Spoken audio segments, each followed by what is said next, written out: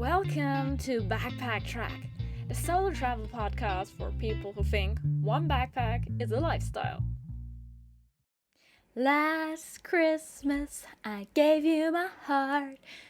Yeah, sorry for that, but every year the same shitty songs are playing everywhere, and every year I swear I hate it all. While still singing along with the songs. Yeah, I know. I would actually name myself kind of a Christmas Grinch, but also kind of not. So yeah, anyways, this year will be my third year abroad from home and celebrating Christmas, and honestly, I don't really mind. I always felt like, yeah, it's nice to be with family, but it's even nicer to experience Christmas in different countries with different cultures. And yeah, this year, that place is Japan. But Japan does Christmas very differently than most Western countries. At least they say. And here, it's not really a family celebration where you all get together having some nice food. No, it's actually more made for couples and lovey-dovey time. So you go on romantic dates, you have matching outfits, the whole thing. And yeah, guess what? I'm gonna go on a ski trip, correct? Yep. So yeah, it's the festival for couples. And I would assume that most couples would go to a fancy restaurant and having some romantic dinner there, but no. And this is still so wild to me. They get KFC buckets instead. Yes, KFC. Huge lines, pre-orders, the full commitment. And honestly, food-wise, KFC is obviously the star of everything. And I don't get it because for me, KFC is just fast food, and fast food is kind of too unspecial, I'd say. I mean, it's still Christmas, but everyone is doing what they think it's great or best for them, right? No judgment here. And also, honestly, I keep wondering if there is some secret spice mix or anything else involved, and why people don't even bother to stand in a long line for over an hour just to get a bucket full of chicken wings. Yeah, I really wonder what it is. But since I don't eat meat, I think I will never know, and it will stay a secret forever. And another thing that really messes with my head, here in Japan, you have Christmas lights, Christmas atmosphere, everything feels so festive. And then you wake up on the 25th of December, and my brain would go, woohoo! Holidays, yes! But Japan just says, nope. Get up, go to work. And that's it. And if I hadn't requested vacation for going on my ski trip with my friends, yeah, I would have just worked like a normal day. Lovely. But besides all of that, I mean, I'm in Tokyo right now, so I can only talk about Tokyo, but it is so crazily pretty here. Illuminations everywhere, small Christmas markets, interactive light installations, and even ice skating spots just for this one season in the year. And honestly, I love ice skating. I really want to try it, but I haven't had the time yet, so yeah, I think this will be on my bucket list before spring is coming. And yeah, the best part about Japan is the seasonal food. For example, in spring, everything is themed with cherry blossoms. Then during summer, you have a chocolate mint season. And now, for Christmas, you also have special theme food. And for me, honestly, when I hear Christmas foods, immediately cinnamon is popping up in my head. But here, it's not really that much of a thing. There is another superstar, and it's called chestnut flavor. So chestnuts are definitely the superstars here. And everything is, yeah, with this flavor.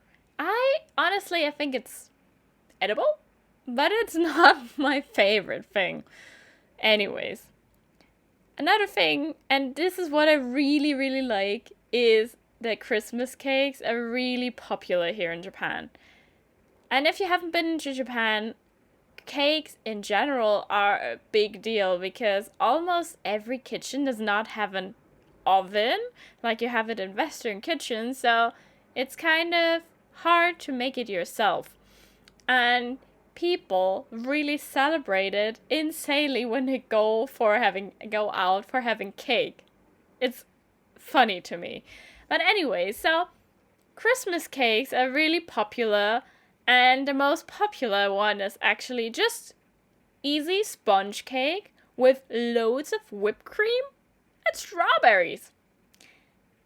And now the downside of that, it's super expensive. And with that, I mean really expensive. Fruits in general are nuts here in Japan. For example, the strawberries. You get 6 strawberries for 700 yen. That's nuts. And why do I know that? Well, guilty.